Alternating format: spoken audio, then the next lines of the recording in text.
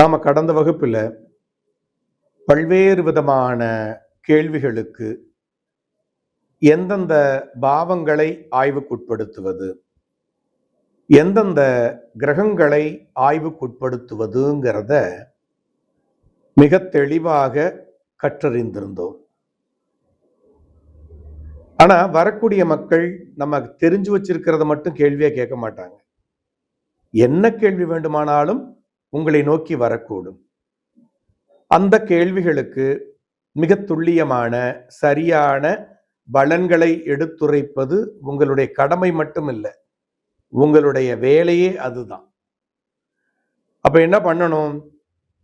அவர்கள் கேட்கிற கேள்விக்கான பாவங்கள் எது, கிரகங்கள் எது, அவை எவ்வாறு தங்களுக்குள் தொடர்பை பெற்றுள்ளது அப்படிங்கிறது எல்லாத்தையுமே எடுத்து ஆய்வு பண்ணும்போதுதான் நம்ம துல்லியமான சரியான பலன்களை எடுத்துரைக்க முடியும் அப்படிங்கிறத நீங்க புரிஞ்சுக்கங்க. அப்போ ஒரு மனிதன் தான் பிறந்த ஊரில், இருக்கின்ற ஊரில், தாய் தந்தையோடு வாழ்ந்த ஊரில் இருக்க முடியாமல் வெளியூர்களிலும் வெளிநாடுகளிலும் சென்று வாழ்கிறார்கள் என்றால் அதற்கான காரணம் என்னவா இருக்கும்? யோசிச்சு பாருங்க. டெஃபினட்டா இருக்கிற இடத்துல கஷ்டங்கள், பிரச்சனைகள், சொல்லொணாத நஷ்டங்கள், இழப்புகள், நிம்மதியற்ற வாழ்வியல், இந்த மாதிரி பல்வேறு விதமான தொல்லைகளை அனுபவித்துக் கொண்டிருக்கிறார்கள் அப்படிங்கிறது தான் அதனுடைய அர்த்தம். பிரிவதிலெல்லாம் மிக அதீத சோகம் என்னவென்றால் தான் வாழ்ந்த மண்ணை பிரிவதுதான். அப்படித்தான் முன்னோர்களும் பெற்றோர்களும் இருந்து வாழ்ந்த ஒரு இடத்தை விட்டு பிரிகிறார்கள் என்றால் அந்த அளவிற்கு அவர்கள் வாழ்வியலில் அந்த இடத்துல பிரச்சனைகளையும் குழப்பங்களையும் பின்னடைவுகளையும் சந்தித்திருக்கிறார்கள் என்பதுதான் அர்த்தம். அப்போ ஒருத்தர் கஷ்டத்தையும் பிரச்சனையும் பின்னடைவுகளையும் சந்திக்கணும்னா நிச்சயமா அவருடைய லக்னமோ லக்னாதிபதியோ பின்னடைவுகளை தரக்கூடிய, கஷ்டங்களை வழங்கக்கூடிய, நஷ்டங்களை தரக்கூடிய, நிம்மதியற்ற வாழ்வியலை தரக்கூடிய பாவங்களான 8ஆம் பாவத்தோடோ அல்லது 12ஆம் பாவத்தோடோ 8ஆம் அதிபதியோடோ 12ஆம் அதிபதியோடோ தொடர்பை பெற்றிருக்க வேண்டும். ஏன்னா அந்த 8ம் 12ம் தான் ஒரு மனிதனை எவ்வளவு கஷ்டங்கள் இருக்கோ அந்த அளவுக்கு கஷ்டப்படுத்தி, பிரச்சனைகளை கொடுத்து, பின்னடைவுகளை ஏற்படுத்தி, வாழ்வியல்ல சொல்லொணாத துன்பங்களை அனுபவிக்க வைக்குது.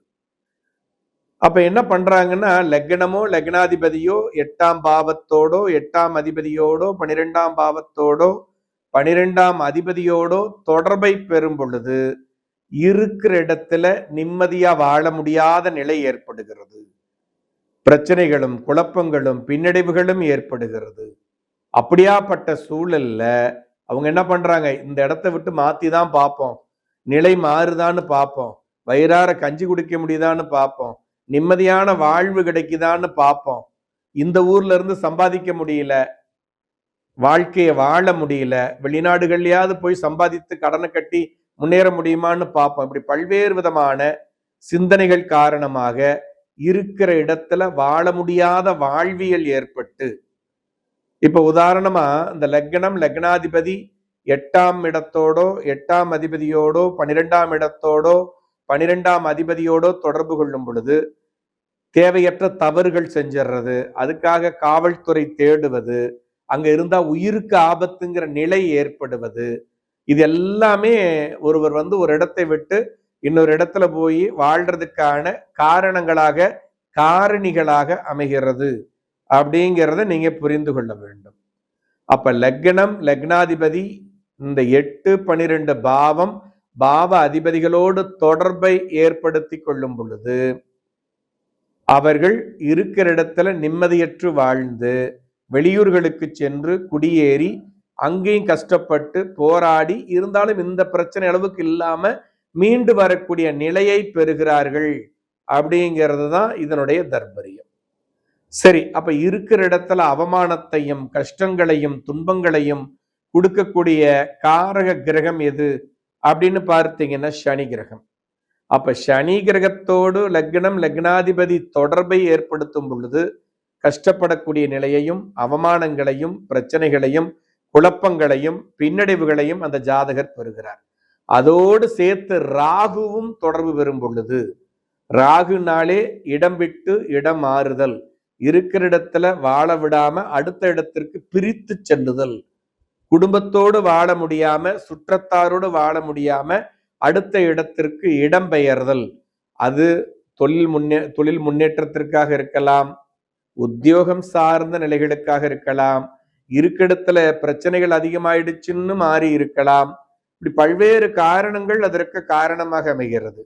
ஆனால் இந்த தொடர்புகள் லக்னம் அல்லது லக்னாதிபதி 8, 12 பாவங்கள் அதன் அதிபதிகள் அல்லது சனி ராகு கிரகங்களோடு தொடர்பை ஏற்படுத்தி கொள்ளும் பொழுது இருக்கிற இடத்தில் இருந்தால் சிறப்பில்லாத வாழ்வியல் அப்படிங்கிறத நம்ம சொல்லணும். அதுலயும் பாத்தீங்கன்னா 8 அதிபதி 12 அதிபதி சனி ராகு எல்லா கிரகங்களும் தொடர்பு பெற்றிருக்குன்னு வச்சுக்கோங்க. லக்னம் லக்னாதிபதியோட அவர் தலைமறைவாக வாழக்கூடிய நிலையை பெறுவார். லக்னம் 8ஆம் பாவத்தோடோ 8ஆம் அதிபதியோடோ தொடர்பை பெறும் பொழுது வாழ்க்கையில என்ன செஞ்சாலும் முன்னேற முடியாது. அப்ப தவறான வழிகளுக்கு செல்ல ஆரம்பிக்கிறார்கள். தவறான வழியில பொருளாதார முன்னேற்றம் அடைய வேண்டுங்கிறதுக்காக சட்டத்திற்கு புறம்பான தொழில்களில் ஈடுபட ஆரம்பிக்கிறார்கள். அதே லக்னம் லக்னாதிபதி 12ஆம் இடத்தில் 12ஆம் அதிபதியோடு தொடர்பை பெறும் பொழுது அது சிறை செல்லுதல் அல்லது தேடப்படும் குற்றவாளியாதல் போன்ற அல்லது நாடு கடத்தப்படுதல் இது போன்ற நிலைகளை பெறுகிறது. அதே நேரத்தில் சனி கிரகத்தோடும் தொடர்பு பெறும் பொழுது தகுதிக்கு குறைவான சுயநலத்தோடு தான் மட்டும் நன்றாக வாழ்ந்தால் போதும் என்ற நிலையோடு வாழக்கூடிய வாழ்வியலை தருகிறது. தன்னுடைய மகிழ்ச்சிக்காக சந்தோஷத்திற்காக எந்த விதமான தவறுகள் செய்யவும் தயாராக இருக்கக்கூடிய நிலையை அவர்கள் பெறுகிறார்கள் அப்படிங்கிறத நாம புரிந்து கொள்ள வேண்டும். அதோடு இல்லாம ராகு என்பது என்ன பண்ணுது? சட்டத்திற்கு புறம்பான தொழில்கள், தீய தொழில்கள், பணம் சம்பாதிக்கிறதுக்காக என்ன வேணாலும் பண்ணலாங்கிற நிலை, புரியுதுங்களா? இந்த மாதிரி பல்வேறு விதமான தீய வழிகளில் அந்த ஜாதகரை செலுத்தி அதன் மூலமாக அந்த ஊர்ல இருந்தா ஒண்ணு உயிருக்கு ஆபத்தான நிலை இருக்கும், இல்ல காவல்துறை வசம் ஒப்படைக்கப்படும், அல்லது குற்றவாளியாகி ஜெயில போய் இருக்க வேண்டிய சூழல்கள் ஏற்படும். இப்படி பல்வேறு நிலைகள் ஏற்படுறதுனால யாருக்கும் சொல்லாம கொள்ளாம என்ன பண்ணிடுவாங்க? தலைமறைவாகி வாழக்கூடிய ஒரு வாழ்வியலை பெறுகிறார்கள் அப்படிங்கிறத நீங்க புரிந்து கொள்ள வேண்டும். புரியுதுங்களா? அதே நேரத்துல 8, 12ஆம் பாவங்களோடு சனி மற்றும் ராகுவோடு லக்னம் லக்னாதிபதி தொடர்பை பெறும் பொழுது என்ன செஞ்சாலும் முன்னேற்றம் அடைய முடியாது. எந்த தொழில் பண்ணாலும் எதை தொட்டாலும் பிரச்சனைகள், வம்பு வழக்கு, குழப்பங்கள், நஷ்டங்கள் இதெல்லாம் ஏற்படும். ஆனா அப்படியே விட்டுற முடியுமான்னா முடியாது. வாழ்ந்தாக வேண்டும் இல்லையா? அப்ப என்ன பண்ணுவாங்க?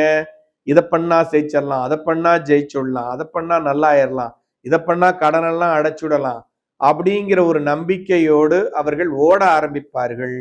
கடனை உடனே வாங்கி எல்லா தொழிலும் பண்ணி எல்லா விதமான நிலைகளும் ஏற்படுத்தி கடனை அடைக்க முடியாம, கடன் தொல்லை தாங்க மாட்டாம, எதுவுமே பதில் சொல்ல முடியாம அந்த ஊரை விட்டு ஓடி வேறு ஊருக்கு வந்து வாழக்கூடிய நிலையை, தலைமறைவாக வாழக்கூடிய நிலையை பெறுகிறார்கள் அப்படிங்கிறதையும் நீங்கள் புரிந்து கொள்ள வேண்டும். புரியுதுங்களா?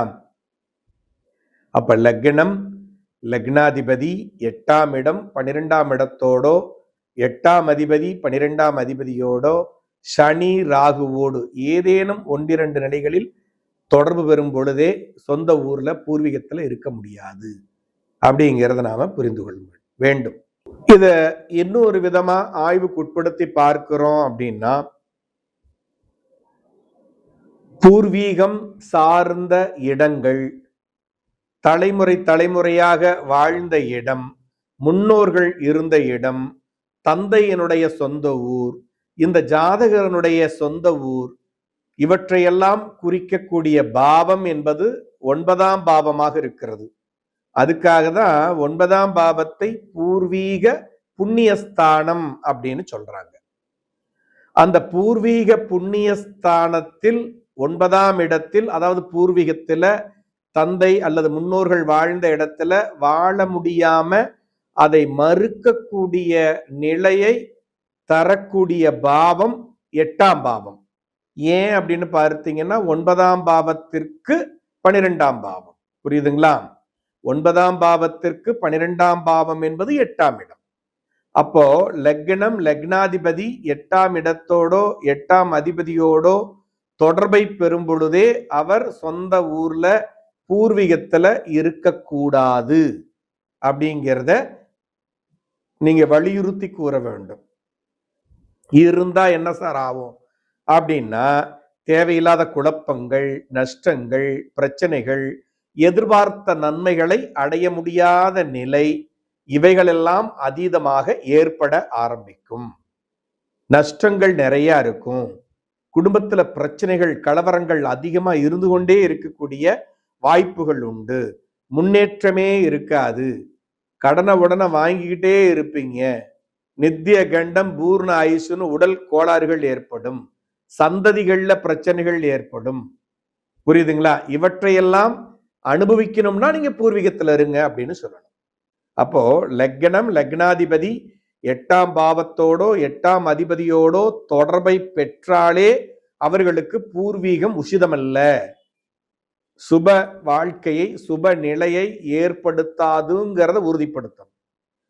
இதற்கு அடுத்தபடியா பார்த்தீங்கன்னா, ஒரு மனிதன் தான் பிறந்த இடத்தில் வாழ வேண்டும் என்றால், தன்னுடைய பூர்வீகத்தில் வாழ வேண்டும் என்றால், அதற்கு லக்னமும் ஒரு இடமாக இருக்கிறது. 1ஆம் பாவமும் அதற்குரிய காரக இடமாக இருக்கிறது.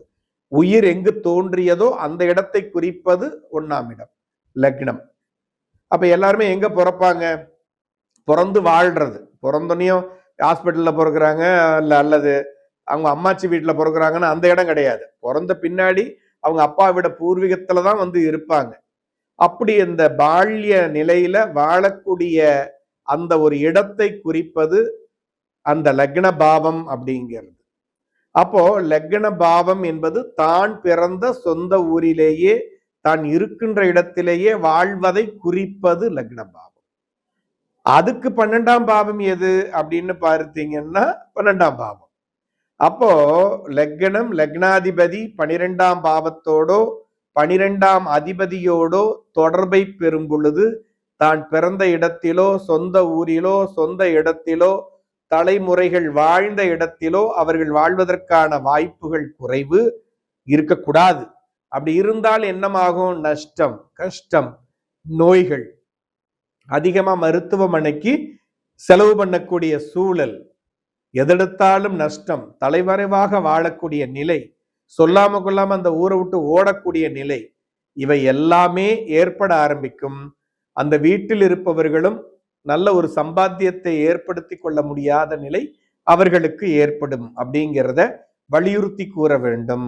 அப்ப அந்த 8, 12 பாவங்களோடு தொடர்பு கொள்ளும் பொழுதே நீங்க நிச்சயமா பூர்வீகத்தில் இருந்தாலோ, பூர்வீக சொத்தை அனுபவித்துக் கொண்டிருந்தாலோ, பிறந்த இடத்தில் இருந்தாலோ அந்த இடத்துல இருக்காதீங்க. வெளியூருக்கு போங்க, கஷ்டப்படுங்க, போராடுங்க, அதற்கான பயனை அடைவீர்கள், முன்னேற்றம் அடைவீர்கள், நல்ல மாற்றங்கள் உங்களுக்கு ஏற்படும் அப்படிங்கிறத சொல்லணும். லக்னம் லக்னாதிபதி சனி கிரகத்தோடு தொடர்பு பெற்றாலே வாழ்நாள் முழுவதுமே பின்னடைவுகள், கஷ்டங்கள், பிரச்சனைகளை சந்திக்கிறார்கள். அப்ப என்ன பண்ணணும்? இருக்கிற இடத்தை விட்டு கொஞ்சம் மாறும் பொழுது, அதாவது இருக்கிற இடத்திலேயே இருக்கும் பொழுது, பூர்வீகத்தில் இருக்கும் பொழுது நம்ம முன்னோர்கள் செய்த தவறுகள், அவர்கள் பட்ட கஷ்டங்கள், அவங்க செஞ்ச துரோகங்கள், இது எல்லாமே தொடர்ந்து வந்துகிட்டே இருக்கும். அவர்களை அதை விடாம துரத்தும். அப்ப அதிலிருந்து விடுபட்டு வெளியே வரணும்னா நிச்சயமா அவர்கள் பிறந்த இடத்துலயோ மூதாதையர்கள் வாழ்ந்த இடத்துல இல்லாம இடம்பெயரக்கூடிய நிலையை பெற்றிருக்க வேண்டும்ங்கிறத புரிஞ்சுக்கோங்க.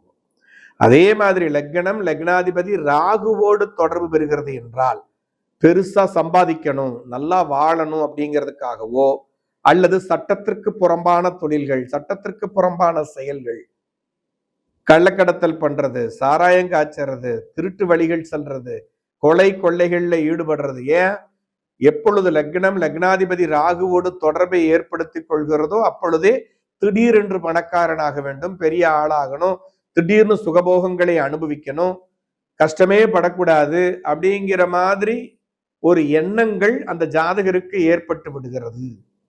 புரியுதுங்களா? அப்ப அந்த மாதிரி ஏற்படும் பொழுது அவர் தவறான பாதைகளை நோக்கி செல்ல ஆரம்பிக்கிறார்.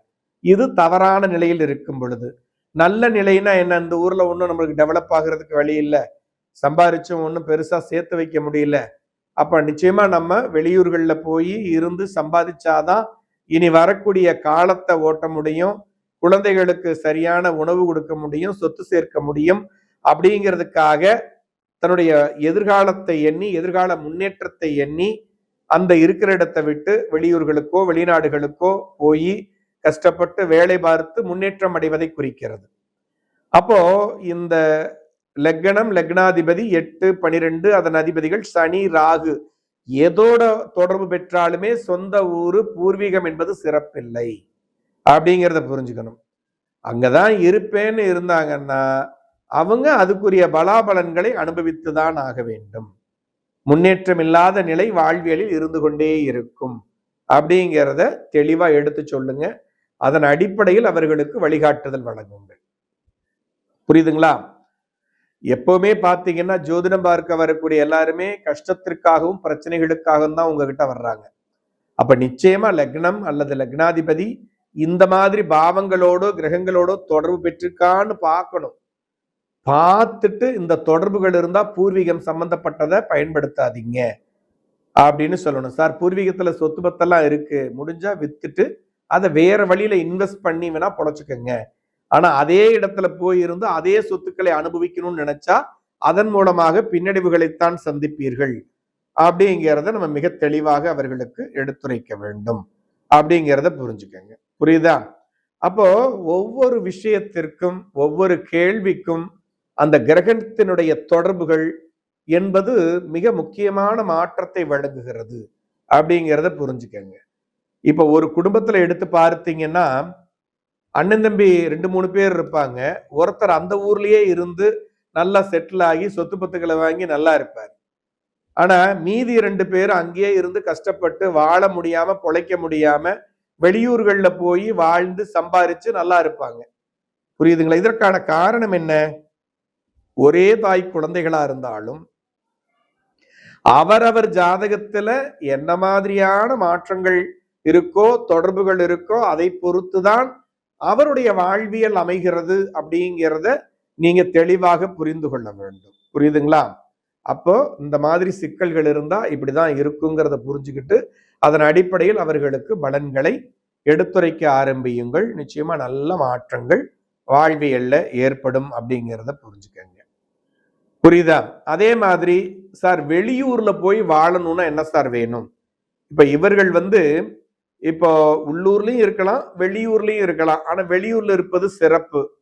இப்ப இருக்கக்கூடிய காலகட்டங்கள்ல வெளிநாடுகள்ல போய் வெளியூர்ல போய் நிறைய சம்பாரிச்சு அதை கொண்டு நல்ல வாழ்க்கை வாழணுங்கிறதுக்கான கேள்வி நிறைய கேட்கிறாங்க. பழைய காலத்துல சொந்த ஊரை விட்டு ஓடி போயிட்டாலே கேவலம்னு எண்ணக்கூடிய காலம் இருந்துச்சு.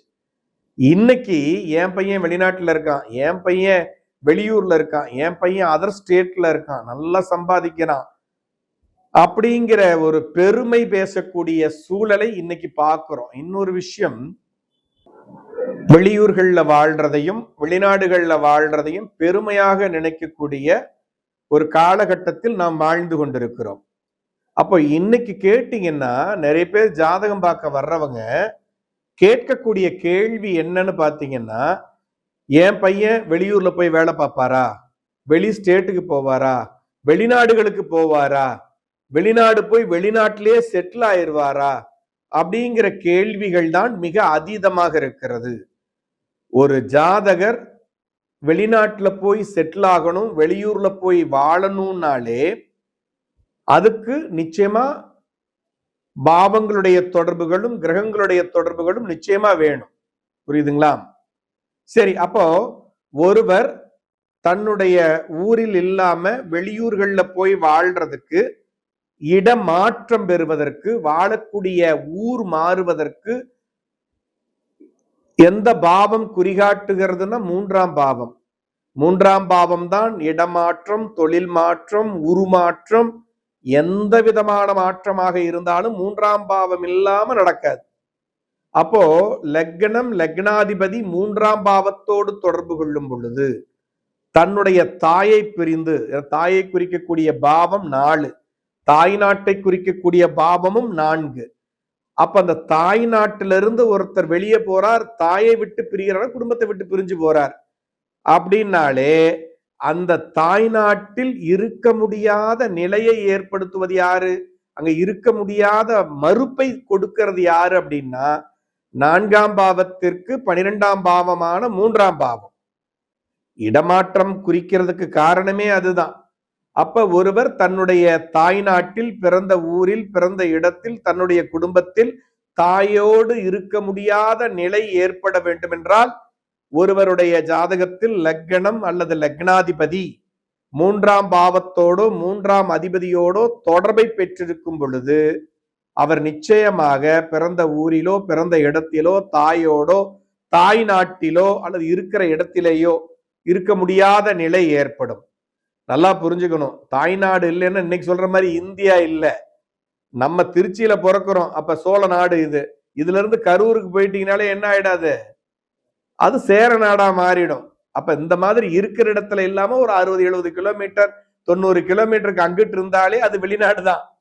இன்னைக்கு டிரான்ஸ்போர்டேஷன்ஸ் அதிகமாயிடுச்சு, எல்லாமே சுருங்கிருச்சு. எது உலகம் சுருங்கிருச்சு, நாடுகள் சுருங்கிருச்சு.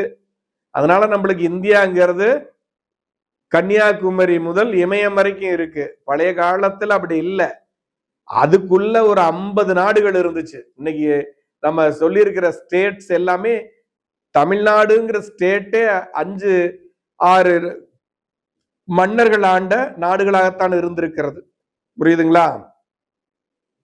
அப்ப இந்த மாதிரி சொந்த ஊர்ல இல்லாம அடுத்த ஊர்களுக்கோ அடுத்த ஸ்டேட்டுக்கோ, இன்னைக்கு எடுத்துட்டோம்னா அடுத்த அதர் ஸ்டேட், புரியுதுங்களா? அந்த மாதிரி நிலைக்கு போகணும், இருக்கணும் அப்படிங்கிற நிலைக்கே லக்னம் லக்னாதிபதி 3ஆம் அதிபதியோடோ அல்லது 3ஆம் பாவத்தோடு தொடர்பு பெறும்பொழுதே அந்த நிலை ஏற்பட்டு விடுகிறது.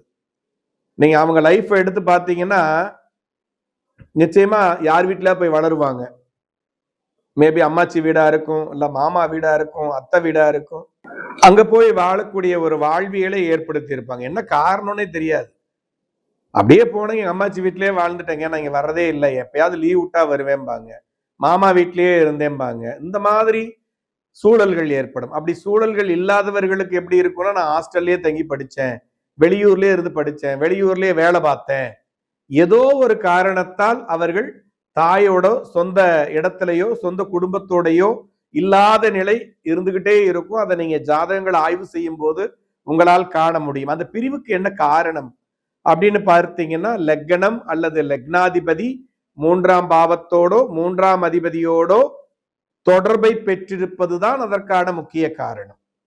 முன்னமே சொன்னோம். அதே போல லக்னம் அல்லது லக்னாதிபதி அதற்கு 12ஆம் இடத்தில் 12ஆம் அதிபதியோடோ 12ஆம் பாவத்தோடோ தொடர்பு பெறும் பொழுது நிச்சயமா அவர் பிறந்த இடத்துல, வாழ்ற இடத்துல, அவருடைய குடும்பம் இருக்கக்கூடிய இடத்துல இருக்க முடியாத நிலை, ஏதோ ஒரு காரணம், படிப்போ வேலை வாய்ப்போ அல்லது அங்க இருக்க முடியாத நிலையோ, ஏதோ ஒரு காரணங்கள், இல்ல அவங்க அப்பாவுக்கு டிரான்ஸ்பர் ஆகிக்கிட்டே இருக்கும், அரசு அதிகாரியா இருப்பாங்க, அந்த ஒரு காரணத்தாலோ ஏதோ ஒரு காரணத்தால தான் இருக்கக்கூடிய இடத்தில் இல்லாம வெளியூர்கள்ல போய் வாழக்கூடிய, படிக்கக்கூடிய, வேலை பார்க்கக்கூடிய நிலை ஏற்படுகிறது அப்படிங்கிறத புரிஞ்சுக்கணும். அப்ப இன்னைக்கு இந்த கேள்வி எப்படி கேட்கலாம்னு, என் பையன் வெளியூர்ல போய் இருப்பாரா, வெளிநாட்டுக்கு போவாரான்னு கேட்டா, லக்னம் லக்னாதிபதி 3ஆம் பாவத்தோடோ 3ஆம் அதிபதியோடோ அல்லது 12ஆம் பாவத்தோடோ 12ஆம் அதிபதியோடோ தொடர்பை பெற்றிருந்தால் நிச்சயமாக வெளிநாடு தொடர்புகள், வெளிநாட்டுக்கு போறது, வெளிநாட்டுல வாழ்றது, வெளியூர்கள்ல குடியேறி வாழக்கூடிய நிலை ஏற்படும். நிறைய பேர் வெளிநாட்டுல போய் சிட்டிசன்ஷிப் வாங்கிட்டு வாழ்றதுக்கு முயற்சி பண்றாங்க. அப்ப அதற்கான வாய்ப்புகள் இருக்கான்னு இன்னைக்கு நிறைய கேள்வி கேட்கிறாங்க. அப்ப லக்னம் லக்னாதிபதி 3ஆம் பாவம் 3ஆம் அதிபதி 12ஆம் பாவம் 12ஆம் அதிபதியோடு வலுவான தொடர்பை பெற்றிருக்கும் போது அவர்கள் எவ்வளவுதான் முயற்சி பண்ணாலும் தன்னுடைய தாய் நாட்டில் சொந்த ஊர்ல சொந்த இடத்துல ரொம்ப நாளைக்கு இருக்க முடியாது. இருந்தா ஏதாவது பிரச்சனைகள் வந்துடும். புரியுதுங்களா? அப்ப ஒருவர் வெளிநாட்டில் வாழ வேண்டும் என்றால், வெளியூர்களில் வாழ வேண்டும் என்றால் அவருக்கு லக்னமோ லக்னாதிபதியோ 3ஆம் இடத்திலோ 3ஆம் அதிபதியோடோ 12ஆம் இடத்திலோ 12ஆம் அதிபதியோடோ தொடர்பை பெற்றிருக்க வேண்டும் அப்படிங்கிறத புரிஞ்சுக்கணும். அதே மாதிரி ராகு என்ற கிரகமானது சொந்த இடத்திலிருந்து குடும்பத்திலிருந்து ஒருவரை வெட்டி எடுத்து பிரித்து எடுத்து வெளியூர்களிலோ வெளிநாடுகளிலோ வாழக்கூடிய வாய்ப்பை ஏற்படுத்துகிறது. புரியுதுங்களா? லக்னம் லக்னாதிபதி ராகுவோடு தொடர்பு பெற்றாலே சொந்த ஊர்ல வாழ முடியாத நிலை. சொந்த ஊர்ல இருந்தா சும்மா இருக்கணும், கெட்ட பெயரோட இருக்கணும். அப்ப என்ன ஆகுது? வெளியூர்கள்ல போய் வாழக்கூடிய நிலை. படிக்கிறதுக்காகவோ பணம் சம்பாதிக்கிறதுக்கோ தொழில் பண்றதுக்கோ உத்தியோகம் பார்க்கறதுக்கோ இந்த மாதிரி ஏதோ ஒரு காரணத்திற்காக வெளியூர்கள்ல போய் வாழக்கூடிய வாழ்வியலை பெறுகிறார்கள் அப்படிங்கிறத புரிஞ்சுக்கணும். அப்போ வெளிநாடுகள்ல வெளியூர்கள்ல போய் செட்டில் ஆகி வாழணும்னா 3ஆம் பாவம் 12ஆம் பாவம் அதன் அதிபதிகள் ராகு இவர்களோடு வலுவான தொடர்பு இருந்துச்சுன்னா வெளிநாட்டிலேயே செட்டில் ஆயிடுவார். புரியுதுங்களா? ஏதேனும் 1-2 தொடர்புகளை மட்டும் பெற்றிருந்தால் அந்தந்த தசாபுத்தி காலங்களில் வெளியூர்ல போய் இருப்பாரு, மீண்டும் சொந்த ஊர்ல வந்து செட்டில் ஆயிடுவார். புரியுதா? அப்ப இந்த மாதிரி எந்த அளவிற்கு வலுவான தொடர்பை பெற்றிருக்கிறது அப்படிங்கிறத அடிப்படையா வச்சுக்கிட்டு அதன் அடிப்படையில தான் நீங்க இந்த தொடர்புகளை வச்சு பலன்களை பகுப்பாய்வு செய்து எடுத்துரைக்க வேண்டும் அப்படிங்கிறத புரிஞ்சுக்கோங்க. அப்ப தலைமறைவாகி வாழ்வதுன்னா அந்த இடத்துல கஷ்டம் நஷ்டம் பிரச்சனை இதெல்லாம் வேணும். அதுக்கு 8ஆம் இடம். ஆனால் இருக்கிறதே செட்டில் ஆகிறதே வெளியூர்ல தான் அப்படிங்கும் போது அது 3ஆம் இடம். புரியுதுங்களா? இந்த 3ஆம் இடம் 8ஆம் இடமா மாறிடுச்சுன்னா தலைமறைவு. 3ஆம் இடமாகவே இருந்தால் சொந்த ஊர்ல இல்லாம வெளியூர்ல போய் வாழக்கூடிய நிலை. இந்த வித்தியாசத்தெல்லாம் கொஞ்சம் கொஞ்சமா புரிஞ்சுக்கிட்டு நான் சொல்ல சொல்ல ஒவ்வொரு பாவங்களும் எதற்கு ஆதிபத்தியம், ஏன் இந்த தொடர்பு பெற்றிருக்கிறது, கிரக தொடர்பு எப்படி அதனை மாற்றுகிறது அப்படிங்கிறதையெல்லாம் எடுத்துக்கிட்டு கொஞ்சம் கொஞ்சமா ஸ்டடி பண்ணிட்டே வந்தீங்கன்னா பாவ தொடர்புகளை பற்றிய ஒரு தெளிவும் கிடைக்கும். கிரகங்களினுடைய நிலைப்பாடுகள் சார்ந்த நிலைகள்ல தெளிவு ஏற்படும். அப்ப எந்த கேள்வி கேட்டாலும் கண்ணை மூடிக்கிட்டு ஏதோ ஒரு இதை ஃப்ளூக்கா அடிச்சு விடாம நல்ல மாற்றங்களை பெறக்கூடிய நிலையை நிச்சயமாக பெற்றிருப்பீர்கள் அப்படிங்கிறத நீங்க புரிஞ்சுக்கங்க. புரியுதுங்களா? மீண்டும் அடுத்த வகுப்புல இன்னும் ஒரு கேள்வி கேட்டாங்கன்னா எப்படி பலன் சொல்றது அப்படிங்கிறத எடுத்துட்டு அதன் அடிப்படையில் நம்ம பகுப்பாய்வு செய்யலாம். மகிழ்ச்சி.